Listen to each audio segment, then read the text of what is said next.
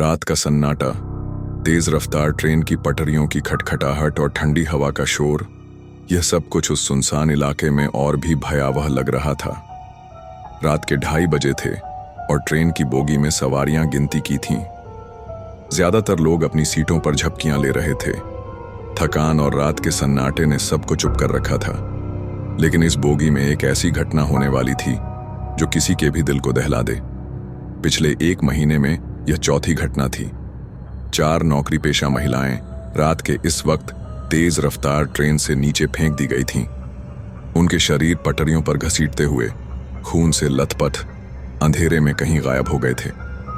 कोई नहीं जानता था कि यह सब क्यों हो रहा था और न ही कोई हिम्मत कर पाया था कि इस खौफ के खिलाफ आवाज उठाए। इस रात माया, एक 30 साल की नौकरी पेशा महिला, तेज कदमों से प्लेटफॉर्म की ओर बढ़ रही थी।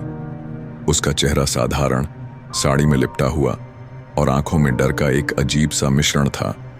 उसे यह ट्रेन पकड़नी ही थी, वरना सुबह तक इंतजार करना पड़ता। लेकिन डर, वह डर जो पिछले 1 महीने से उसके दिल में घर कर गया था। पिछले महीने जब वह काम से लौट रही थी, उसने अपनी आंखों से एक भयानक मंजर देखा था। एक महिला ठीक उसी तरह साड़ी में ट्रेन की बोगी में कुछ गुंडों से घिरी थी। वे उसे मार रहे थे और कोई भी मदद के लिए आगे नहीं आया। माया भी चुपचाप डर के मारे अपनी सीट पर सिमटी रही थी। उसने देखा था कि कैसे उन गुंडों ने उस महिला को तेज रफ्तार ट्रेन से नीचे फेंक दिया था। उसकी चीखें आज भी माया के कानों में गूंजती थीं। उसने पुलिस में शिकायत नहीं की, डर की वजह से या शायद इसलिए कि वह खुद को दोषी मान रही थी। आज रात माया ने अपने कदम तेज किए। स्टेशन पर भीड़ कम थी। कुछ लोग ट्रेन से उतर रहे थे, कुछ चढ़ रहे थे।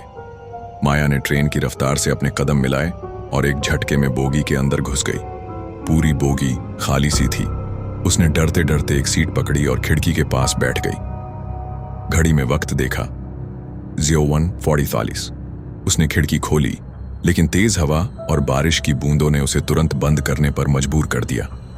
बारिश की बूंदों को अपनी चुनरी से पोंछते हुए उसकी नजर नीचे पड़े एक अखबार पर गई। बड़े बड़े अक्षरों में लिखा था, चलती ट्रेन से नौकरी पेशा महिला को फेंका गया, हत्या का सिलसिला जारी।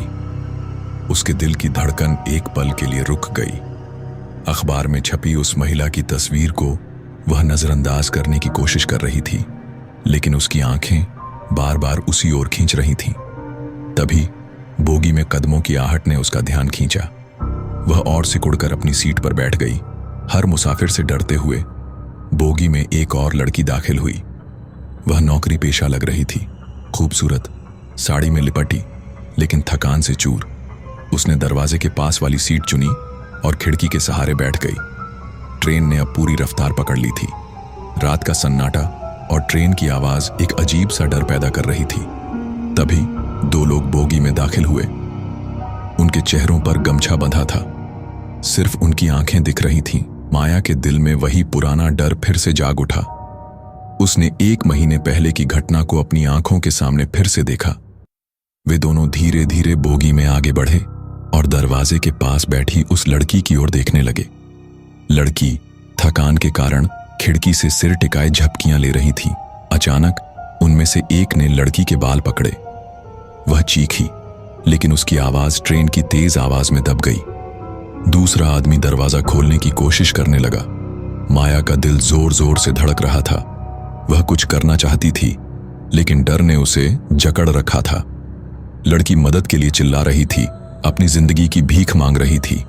तभी एक जोरदार धक्के के साथ उसे ट्रेन से बाहर फेंक दिया गया। उसकी चीखें अंधेरे में गायब हो गईं। माया की सांसें थम गई थीं। वह अपनी सीट के नीचे सिकुड़ गई, अपनी आंखें बंद करके। लेकिन तभी बोगी में एक नई आवाज गूंजी, रुक जाओ। यह एक महिला की दृढ़ आवाज थी। माया ने आंखें खोलीं तो देखा कि 2 पुलिस वाले बोगी में दाखिल हुए थे। उनके हाथ में बंदूक थी और उनके चेहरों पर गुस्सा। तुम जैसे लोग जो कमजोर को अपना शिकार समझते हो, आज तुम्हारी खैर नहीं। पुलिस वालों ने दोनों गुंडों को पकड़ लिया। एक ने माया की ओर देखा और कहा, आप ठीक हैं? माया ने सिर्फ सिर हिलाया। उसकी आंखों में आंसुओं की एक पतली लकीर थी।